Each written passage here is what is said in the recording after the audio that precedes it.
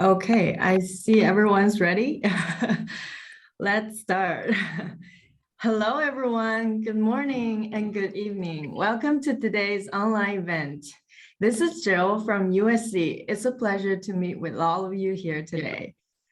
The USC graduate program events are a series of webinars devoting to spread ideas. Cutting-edge knowledge and insights from different industries and areas will be presented here by world-leading renowned professors of USC. Today's event is going to be an information session concerned with TESOL program from the USC Rossier School of Education. Here we have our 4 guest speakers. Kala Darmali, Associate Director from the Office of the Admission and Scholarships. Hi, Kala, welcome. Pleasure to have you here. And 2 program attending students, Clara Cullen, a current 3rd semester student in MAT TESOL program. Hi, Clara, welcome. Phoebe Gao, who's pursuing MAT degree in credential track. And hi, Phoebe, welcome. And one alumni, Iris, who's currently working as a teaching assistant at John Adams Middle School. Hi, Iris. Actually, I'm also a current student in the first third semester. Sorry. Okay. It's okay. So we have 3 current students here. Please know that there will be a 15 minutes Q&A at the end. So feel free to leave your questions down below in the chat box here at Zoom or on other live stream platforms. We will try to go over as many as we can. And please note this webinar will be recorded. Without further ado, let's begin. Please welcome Clara. Hi, everyone. My name is Kala Darmali, and it is so nice to meet you, whether it is early in the morning or late in the evening here in Los Angeles. It's 8 p.m. at night. I just want to welcome you to our MAT TESOL current student panel. Again, as Jill said, my name is Kala, and I serve as the Associate Director here in the Office of Admissions and Scholarships at USC Rossier.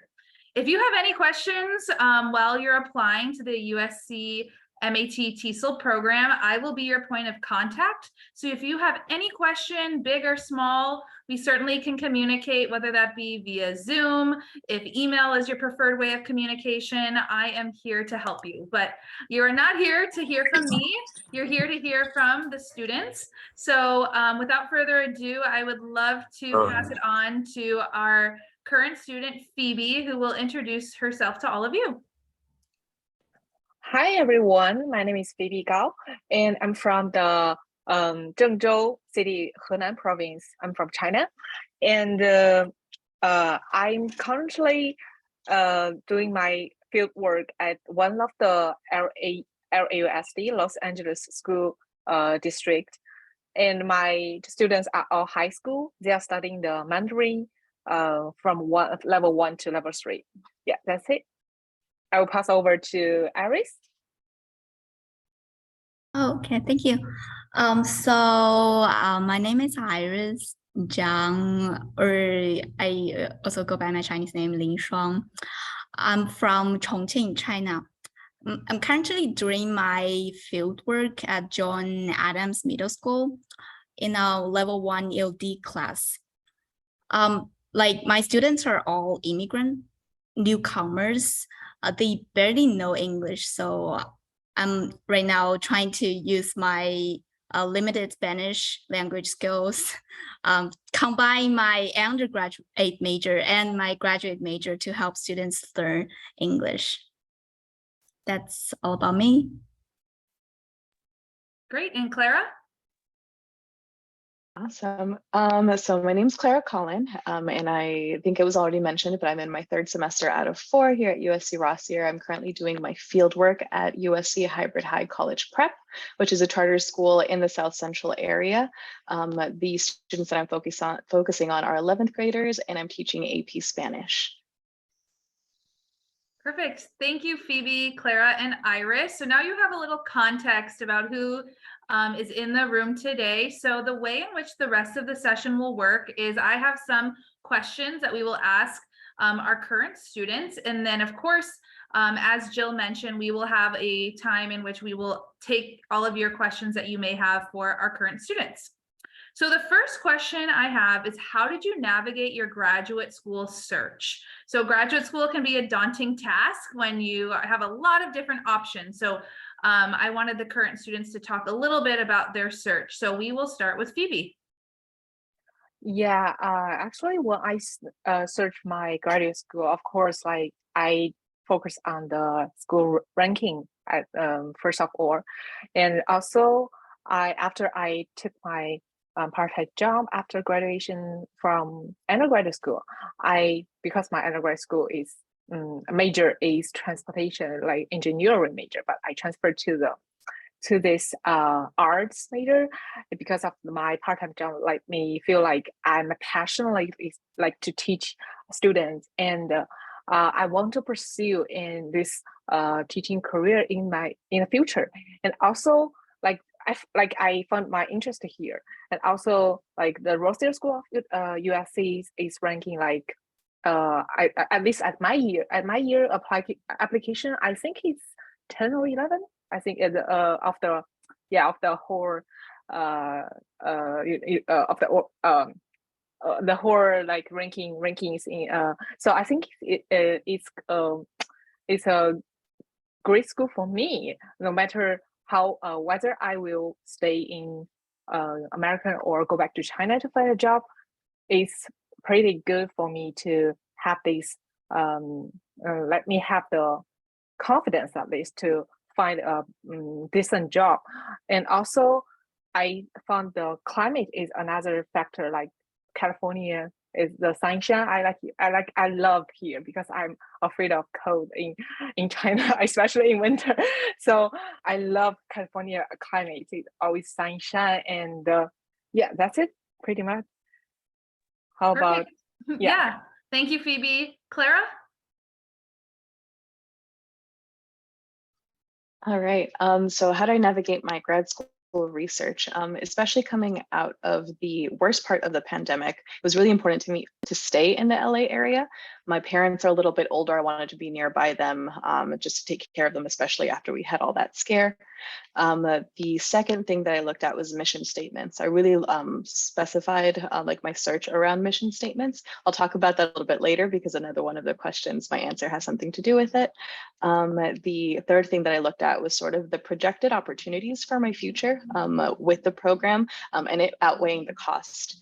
I started applying when I was 29 years old. I know a lot of my classmates started applying like pretty soon after undergrad, so I was a little bit older than a lot of my classmates, but it was really important to me to be realistic about the cost of my program and then sort of balance that out with like, you know, what opportunities are available to me after I graduate from this program. And then lastly, like Phoebe said, the ranking or prestige, which I kind of, I guess, titled networking opportunities that the school or the program would give me. Perfect. Thank you, Clara. And Iris? Yeah, I can definitely relate to Clara about school mission part.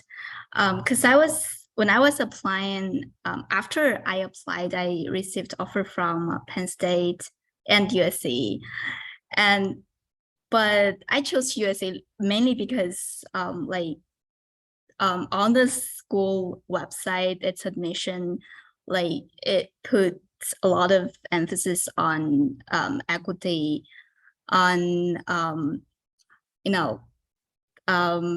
like it really care about like the first generation college students, for example. But in the case of Penn State, it's like a more academic program and puts its emphasis on applied linguistics and stuff. So that's one of the reasons I chose USC. And another thing I want to add on is definitely do networking with the students that has attended your target school. Like I used to be in online forum in China called ED with You. There are like a lot of Chinese international students in the educational field. They shared their learning and working experiences in those education graduate schools in the US. I learned a lot. I learned a lot of information about graduate schools from them, and their experience is authentic. They give you a lot of insights, like real experiences instead of all those like data, statistics, ranking, and stuff. Yeah. Thank you, Iris. So as you heard from our current students, there's a lot to think about when you're applying to graduate school, and you have a lot of options. So again, just exploring those different schools and which school best resonates with you. My next question is, why did you pick USC Rossier for your graduate studies? So some of our current students kind of alluded to this already, but if you really want to kind of dive in, so Phoebe, if you want to go first. Sure. When I applied to Rossier, I consider not only the academic performance, but also like practical experience. Like how can I implement what I've learned in class into practice? Last semester I observed I was assigned to a middle school, and my students are like Mexican. Their first language is Spanish or some other language, and I just went to their school three times a week and observe how teacher taught them last semester. And this semester I was assigned to the high school, and my teacher teach mentoring. So every week we also have assignments like a field work prompt that allows us to reflect on how this week's content or concept we learned in the classroom is reflected in the actual teaching environment, which is very important, I think, for our help us to guide our future teaching. Yes. Great, Clara. So we definitely talked about the mission statement a little bit in the last one, like Kala said. But I sort of just wanted to read it really quickly in case anybody hasn't had the chance to look it up. But the mission of USC Rossier School of Education is to prepare leaders to achieve educational equity through practice, research, and policy.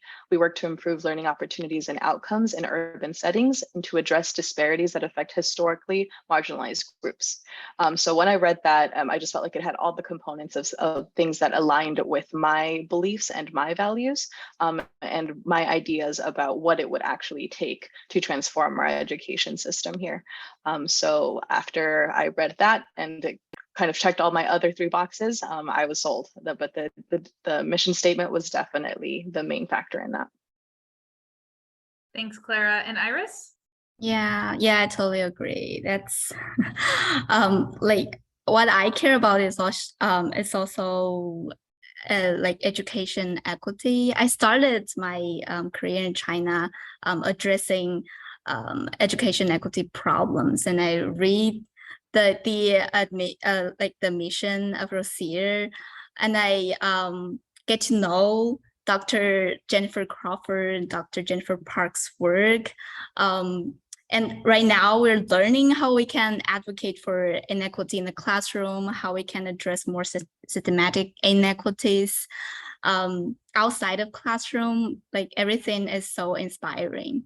Of course, also I also have some like utilitarian reasons, but yeah, it's just everything. Like the mission part is the most important part.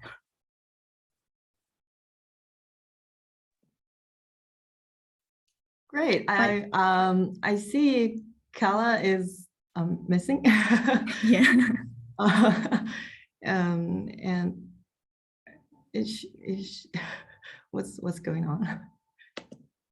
I think Kala might be just disconnected. So I think we can just carry on what you 3 of you continue to share your experience of studying these programs and which part you think you like the most, and is any challenge and you might facing and how you overcome those challenges. It'll be wonderful to share some of those with the audience. Oh yeah, or we can continue with Kaila's PowerPoint. Yes. Oh, When she come back, we can just continue with that. that. Yeah, that's good. Yeah, I'll go with like the next one. We're gonna talk about is what is something you wish you knew when you were applying to graduate school. That's Yeah, I'm just gonna go first. Okay. I'm gonna talk about a really basic one, which is we should really strictly follow the deadlines and don't wait until the last day to submit your admission, because you're gonna need a time margin for like there's probably gonna be technical problems. You're gonna need to correct the mistakes you're gonna make, and you're gonna need to update your information. When I was applying, I procrastinated a lot and I made mistakes when I sent TOEFL report. I thought I sent it, but actually I didn't. So my report arrived late to Colombia, but fortunately they didn't care about it. So I still got an offer from them.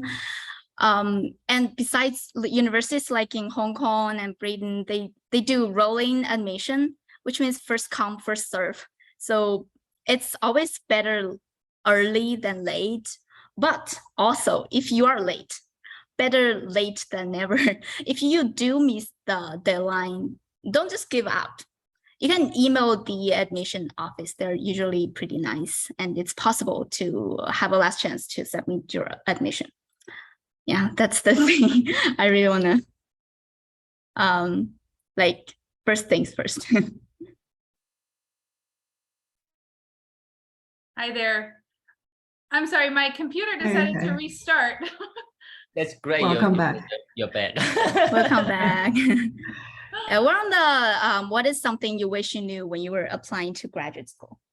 Perfect. I'm just going to share that slide. Did you all finish this particular slide? Yeah, just me. Okay, perfect. Phoebe or Clara, do you want to continue? Take Yeah. over. Okay. So about this question, like because I'm pursuing the credential track of the TESOL program, there are two tracks of TESOL. Like one is non-credential and one is a credential. Like the difference between the two is like if you pursue the credential track, you need to add 2 semesters. Like you need to go to you will be assigned to K to 12, like from elementary school to high school and you need to observe at the school like 4 days a week from 8 a.m. to 4 p.m. You need to observe the teacher, how they teach the students.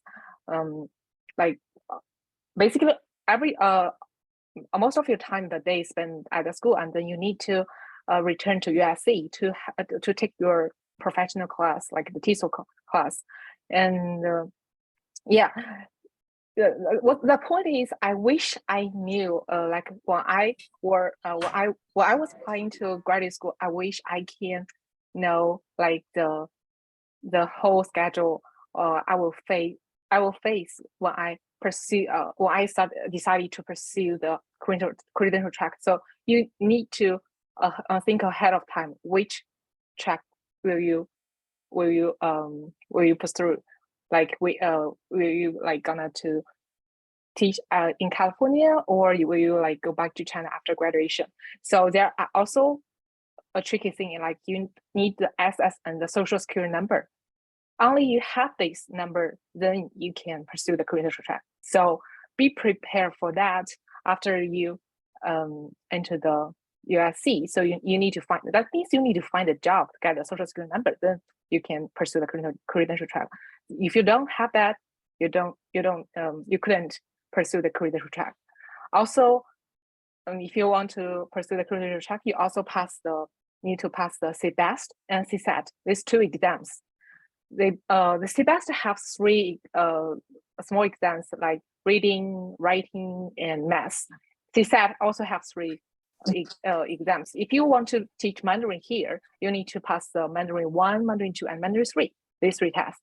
So prepare this test and think ahead of time, like which way do you want to pursue after enter the high school. That's it. Perfect. And Clara? Awesome. Phoebe and Iris are so good at logistics. That is definitely not the way that I was thinking when I was applying. But if there's something that I wish I knew about it is how much I could reach out to people, because I definitely reached out to Kala because she was admissions and like she was just so accessible and her email was right on the webpage.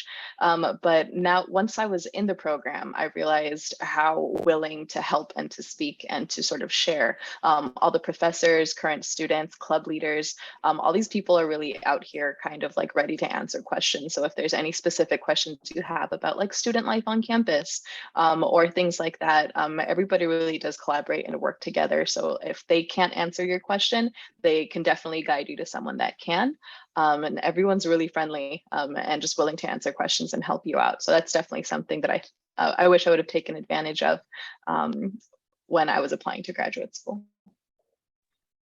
Perfect. Thank you. I know Phoebe and Iris were talking a little bit about the credential versus non-credentialing track with the MAT TESOL program. That's something important to note, and I'm certainly happy to answer questions about that, but you do not need to declare that when you apply to our program, but rather once you're in, we can certainly have a conversation, but you do have the opportunity to pursue a California teaching credential while enrolled in this program, if that's something of interest to you.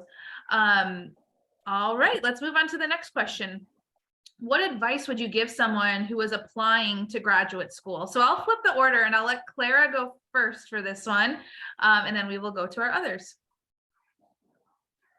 I would say number one, definitely make sure it's what you want. You don't have to be like me. I waited 8 years to apply to graduate school because I really, really wanted to make sure.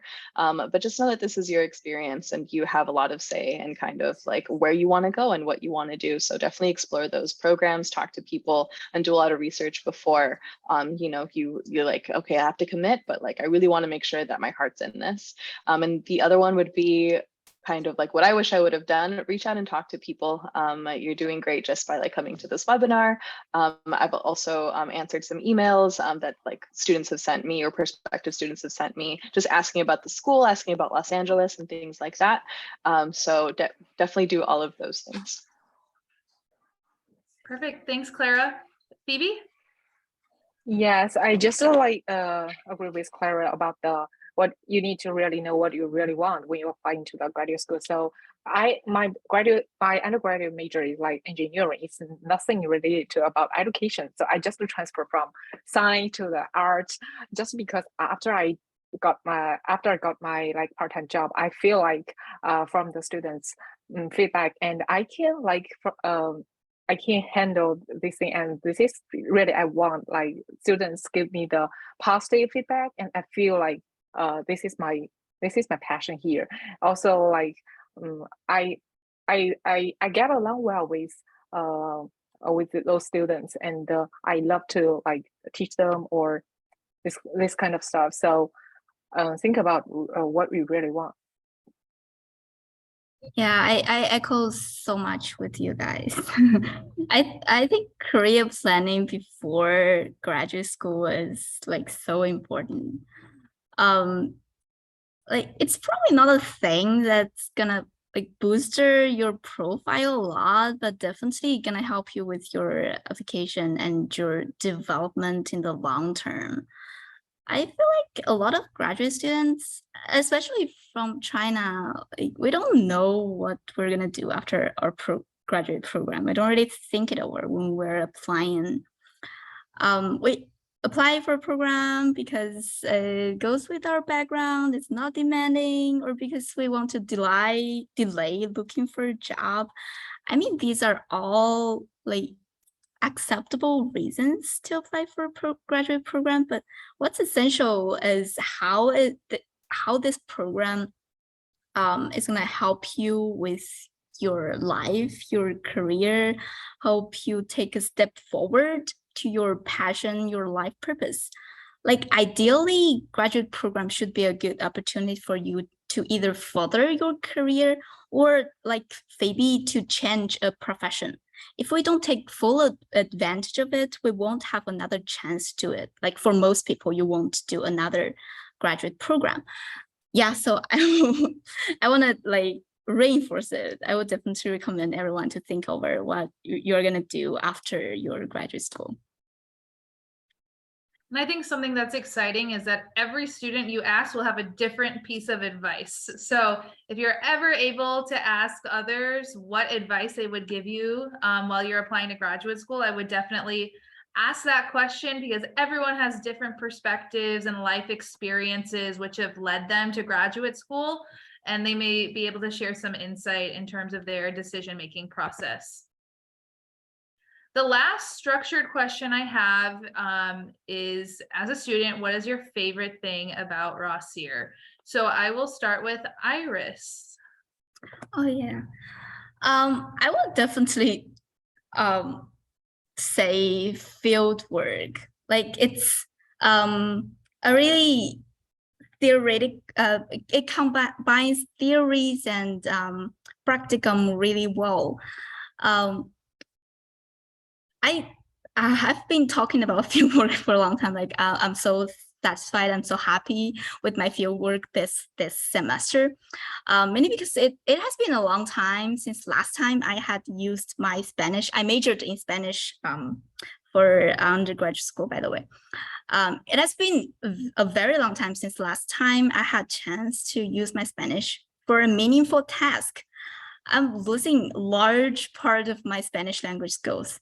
But actually, I liked my college major, but it's just I never obtained such opportunities to connect the dots of my life, to use it in my career, and it has always been a pity for me to just gradually lose the language and the culture that related to it. And I spent 4 years learning. But from that semester, I was able to use Spanish to help those immigrant kids. Suddenly, like every stage of my life, everything I have done in the past, start making sense. It's just so motivating. I've just been talking about it the whole time. Yeah. Great, thank you, Iris. Phoebe? Yes, I agree with Iris. Like, I like the field work too. Like I mentioned before, it's very practical. Like you not only teach learn in the class, but you also like practice in the real classroom setting. Also, like Clara said before, the Rossier's mission, like prepare leaders to achieve educational equity through practice, research, and policies. Remember, like when you begin to study this program, like your students in the future, your students will like from all over the country. Like you need to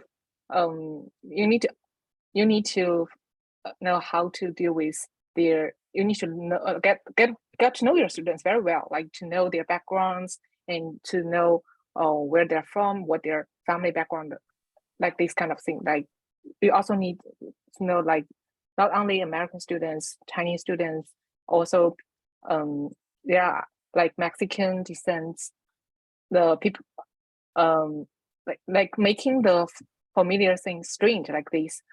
And also Rossier often holds some events like lecture series, books club to enrich students' classroom learning. For example, the upcoming one in the near future, which I just registered today, the dean of Rossier, Negro, will interview GC, the author of I'm Not Broken. You can easily reach out to our dean if you want, but because Rossier often holds like meet with dean events, like coffee chat, which feels like a student, your voice can be heard, right? So, and Rossier really cares about students' thoughts. Also, there is a domination for the dean's students advisory council. I think like the dean they want to gather students' thoughts and to improve students' learning experience in campus. So that's why I love Rossier School. Phoebe, I also signed up for the book club today, so I will see you there. And Clara, do you have any thoughts on this? I do, and now I want to sign up for book club. I was thinking about it, sure, but I'll see Phoebe and Kella there. I think I'm going to do it. So I'm really bad at choosing favorites. I have 3 favorite things about Rossier. Definitely, like Iris said, fieldwork is one of them. I actually learned today earlier during another webinar for the credential track. I think it was through TESOL Club, that there are other programs that only give you 1 semester of fieldwork. And I think it's such an important component. Like you learn all this theory, you learn all these like practices in theory, but until you're actually in the classroom trying to apply that, I feel like that's when like a lot of the real learning begins. So the fact that Rossier has 2 semesters versus 1 semester, I think is a really important thing to note. Phoebe also talked about enrichment opportunities. We talked about book club. I had classmates that were in Italy this past summer for Maymester. There's just so much things to do on campus and so many opportunities out there for you to take advantage of. And thirdly, my favorite thing about Rossier is the people that I've met through this program. Definitely my professors, definitely a lot of the faculty and staff, but also my classmates. I have Phoebe and Iris in one of my classes now. So it was really good to see them tonight, and it's been really good to work with them in class. But it's just the fact of that all the people that I've met from different areas of the world have really changed my view on what language education is. I think I was very focused on like the context of like California and Los Angeles, and you know there's room for that in the mission statement as well. But I've now learned so much more and can sort of see language education on a global scale a little bit more clearly, and I think that's been really important to my education. Great, thank you, Clara. So now we're going to transition into the question and answer. So I'm going to answer the 2 questions in the chat, and then I'm going to have Jill ask some of the questions that they see in the live stream. And then additionally, if anyone in the Zoom room has other questions, please feel free to type those in, as we have allotted around 15 minutes to answer those questions. So Vicky is asking that she's interested in the credentialing track and if there are any prerequisites for getting a credential. So something that international students may face when interested in the credentialing track is a Social Security is required in order to obtain a certificate of clearance. A certificate of clearance is required by the state of California in order to clear a credential. So that is not a USC requirement, but a California state requirement in order to clear the credential. So you, if those students who are pursuing the credentialing track will need to have a Social Security number. And I also want to note that the non-credentialing track is very, very popular within the TESOL program. I don't want you to think everyone's on the credentialing track. That's not the case. Rather, there's a small group of students who are on actually the credentialing track. But if this is something that you are interested in, once admitted into the program, you and I can have a conversation about the credentialing track. And again, that Social Security number is required in order to obtain the certificate of clearance for the state of California.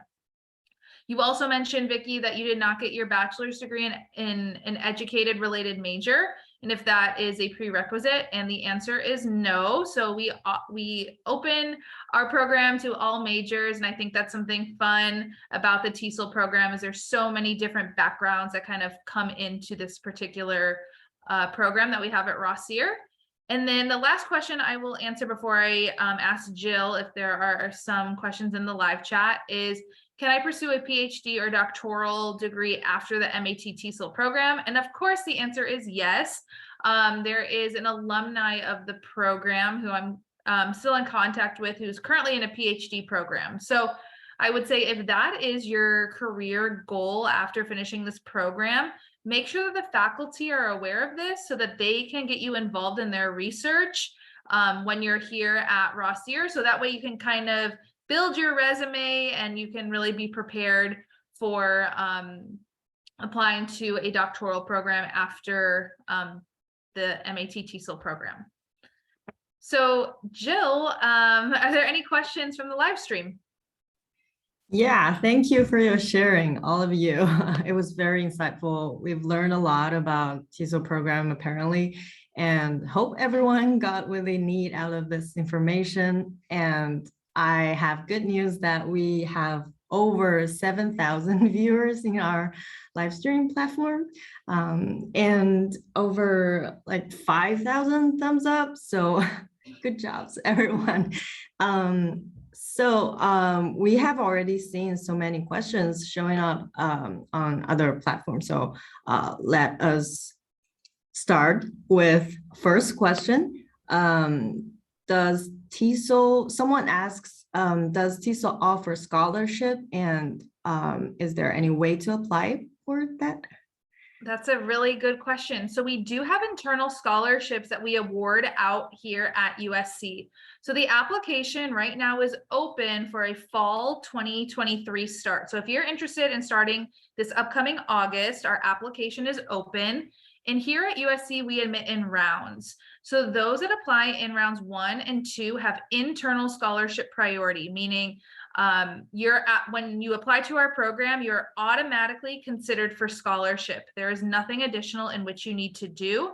But again, I would just encourage you to apply early. Our round 1 deadline is November 1st. So that date is just around the corner. But if November 1st is just not a reality in terms of getting an application in, the application will remain active, and our round 2 deadline is January 15th.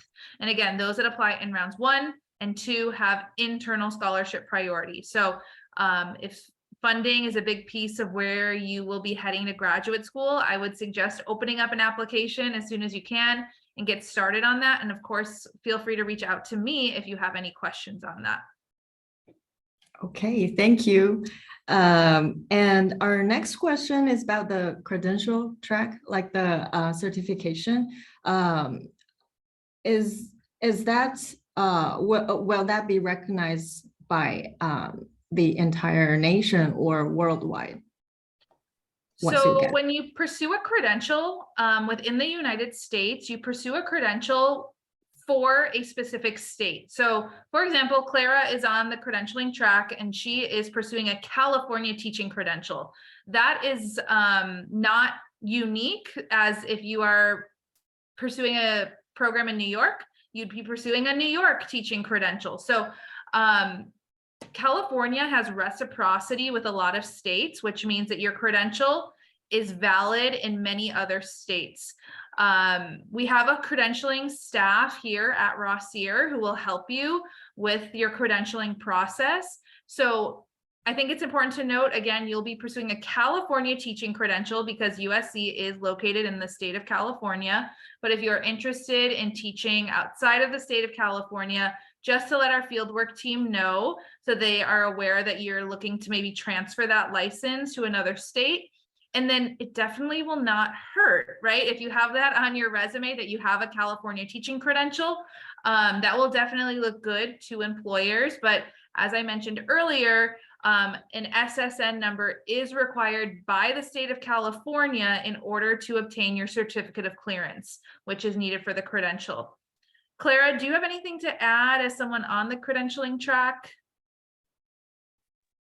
No, I don't. I think that's good. I'm glad you mentioned reciprocity. Just earlier today at that TESOL Club webinar, I was learning about how a Colorado credential, it might not transfer over to California, but a California credential will transfer over to a lot of states.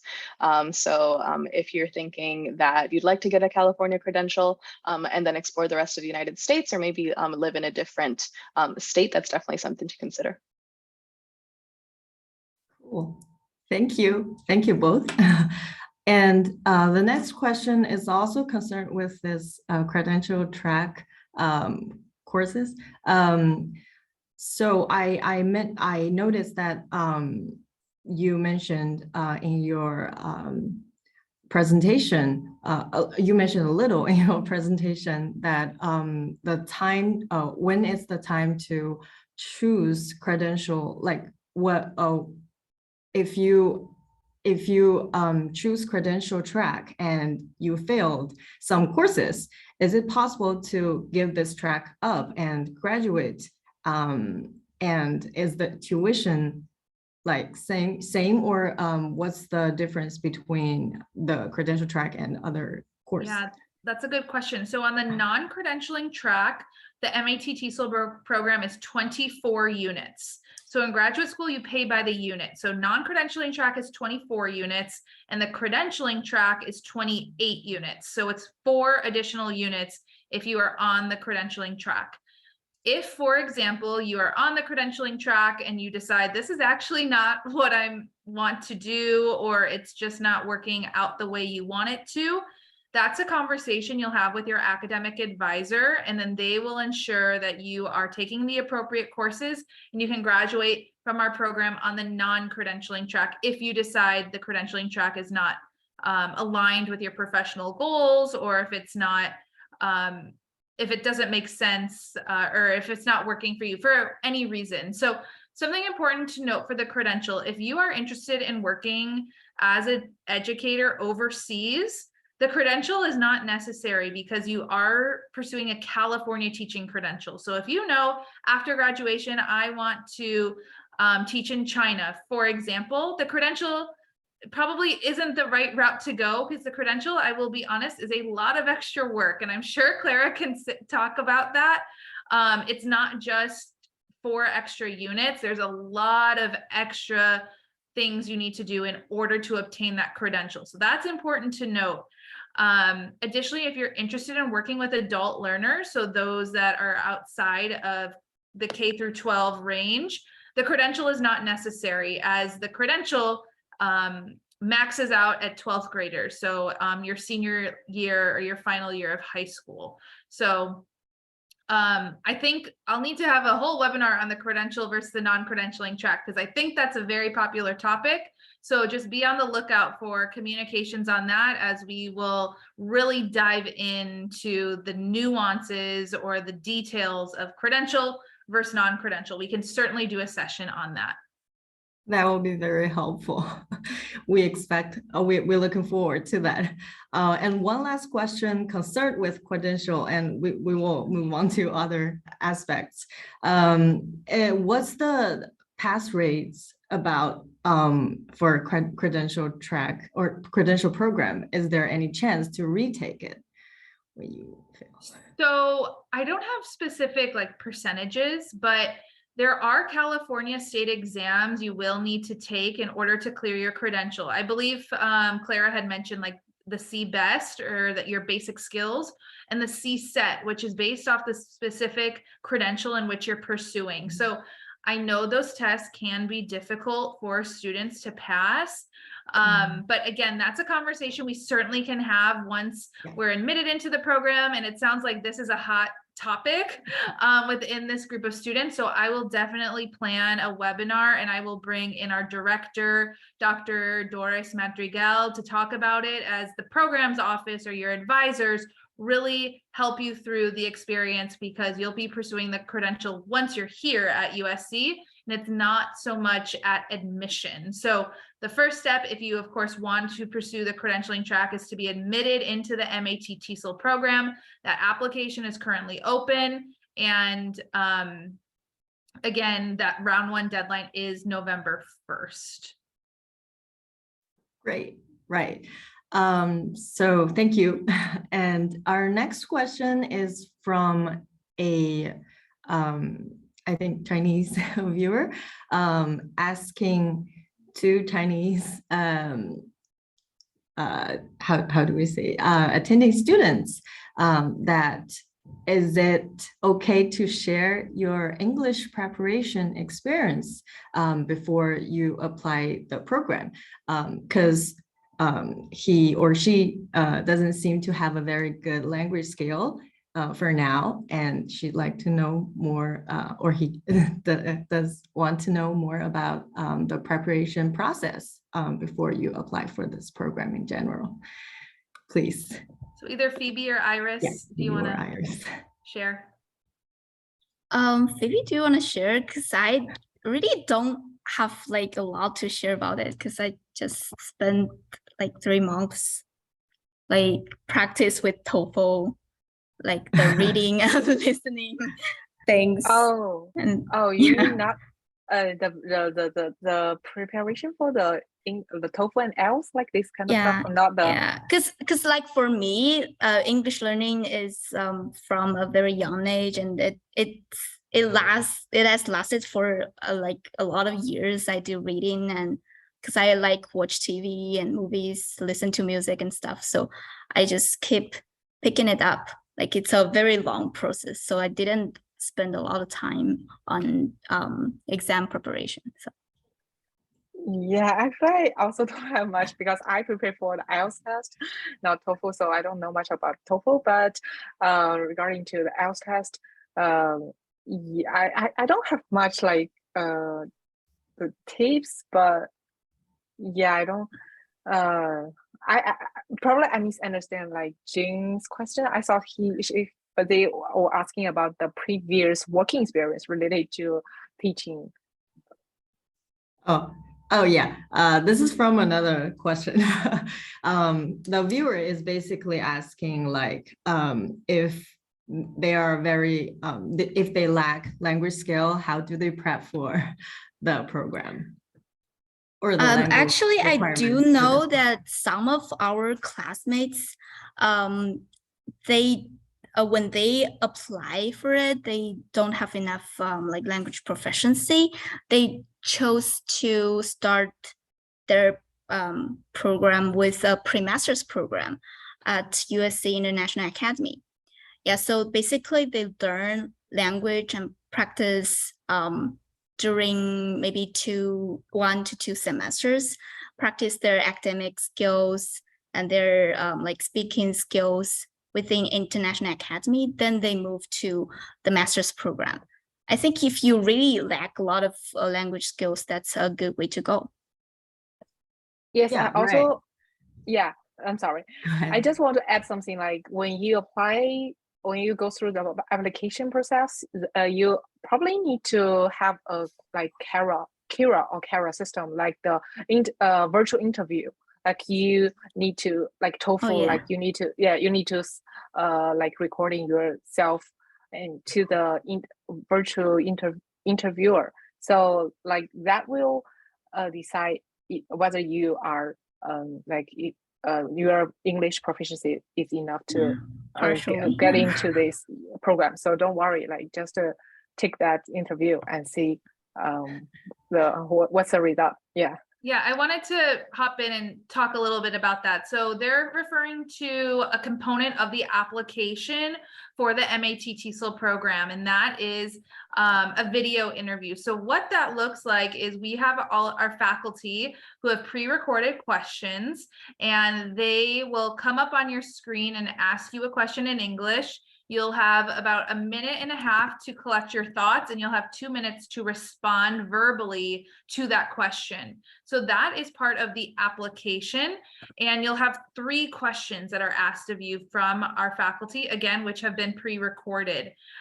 They also mentioned International Academy, which is a academy here at USC. And that's certainly a way in which you can go if you are not as confident in your English proficiency.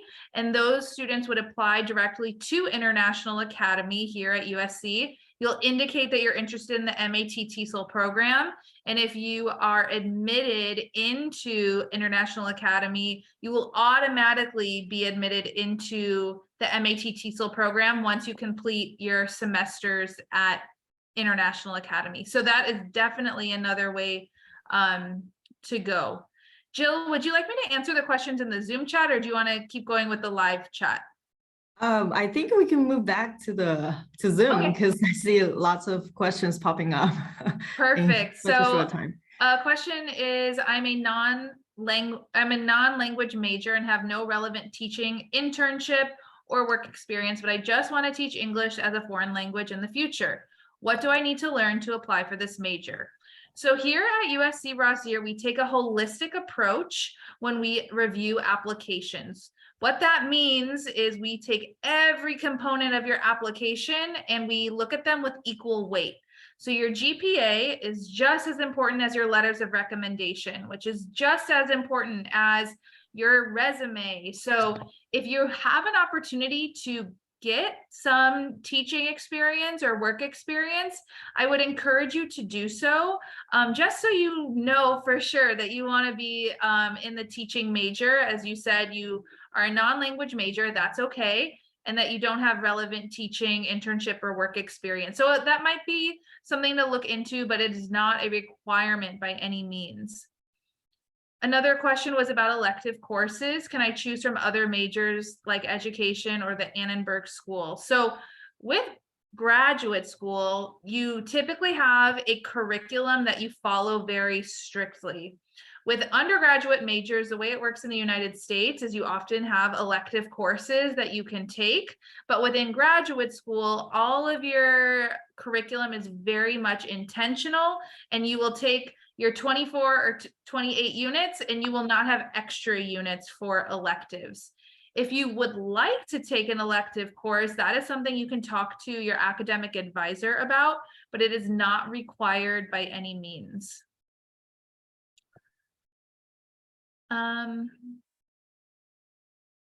My question is for my colleagues here in China teaching math. He also plans to teach math abroad. Is this program also suit him?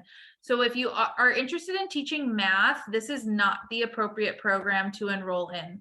That would be our MAT program, so Masters of Art in Teaching program, which is different from our Masters of Art in Teaching TESOL program. So if you're interested in teaching math, this particular program will not prepare you to do so.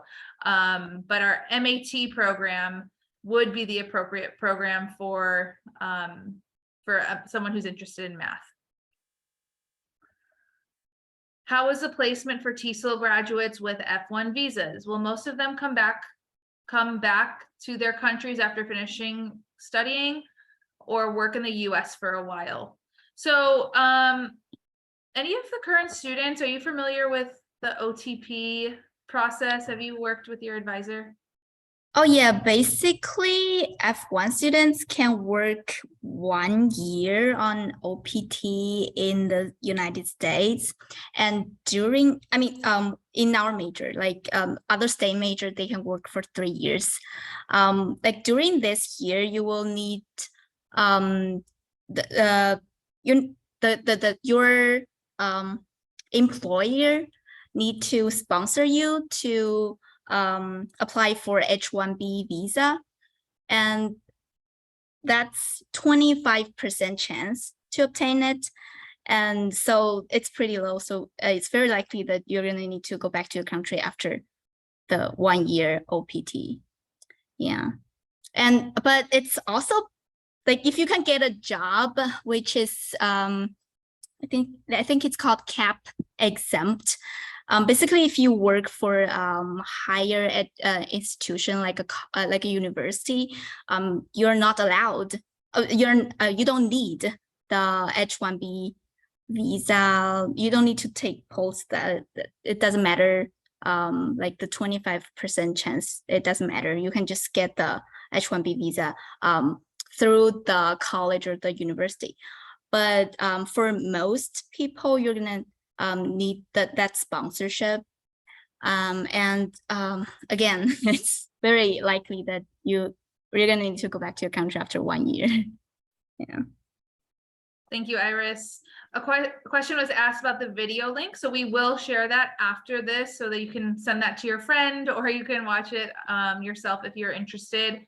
Another question is, if you want to work at an American university in the future, how hard should I work to work in our Rossier College? So I think if your career goal is to work as a language teacher in American university, Rossier could be a really great place to start. You can start networking with those in the United States, and also get familiar with our higher education system in the United States. If I want to apply for a PhD, what should I do to apply for a full scholarship during my master's degree? So we do not offer a full scholarship for the MAT TESOL program. We do offer internal scholarships, but they do not cover the full tuition costs. So my suggestion would be to apply to external scholarships. So there are a lot of different scholarships out there, but it's just about securing that funding. And my colleague, Esteban Hernandez, he hosts external scholarship webinars every month. So to how to navigate that search. So definitely apply early so you situate yourself in the best place possible to receive an internal scholarship. And then additionally, also applying to external scholarships as well. Okay, I see one more question, and then I'll ask Jill if there's anything else on the live stream, and then we can, just being conscious of time, wrap it up. The question I see is, what's the difference between the TESOL with credential and a major single subject, so the MAT single subject English versus the MAT TESOL program? If my goal is to work in the public schools in the US, which one is suitable for me? So if you are interested in being an English teacher within the K-12 setting, the MAT program would be appropriate. Clara, are you receiving your credential in English language development? In world language is Spanish. Spanish, okay. So if you want to, again, pursue a particular language like Spanish or Mandarin, you definitely can do that within the TESOL program, or English language development. Clara, do you have anything to add on this about receiving the MAT program in English versus the MAT TESOL program? Yeah, I think the MAT TESOL program from day one is very geared toward language learning and everything, like all the theory behind language learning. So if you want to be a language teacher, I believe it's Mandarin, Spanish, and Korean, if I'm not mistaken. So like if that's one of the languages that you want to teach, and I see here that's like for a public school, I would encourage you to go TESOL definitely, because there's this always that added extra certification. So you're not just limited to teaching in the United States, you could also go abroad with that certification for TESOL. So, and like kind of like knowing those two components, because the target language in public schools in the United States, unless it's a dual immersion school, is normally English. So like teaching them as a foreign language in a public school, I think it could just be really helpful to have both of those. Thanks, Clara. Jill, is there anything else on the live stream you would like us to address? Yes, I think one last question I see here. This question is for three of them, Clara, Phoebe, and Iris. This one viewer asks your future career plan after the program. Perfect. We'll start with you, Iris. Yeah. Oh, sure. Like from the first day, when I applied for this program, my career goal has always been going back to China and become a public school English teacher. It's like really straightforward, because we're teaching English to speakers of other languages.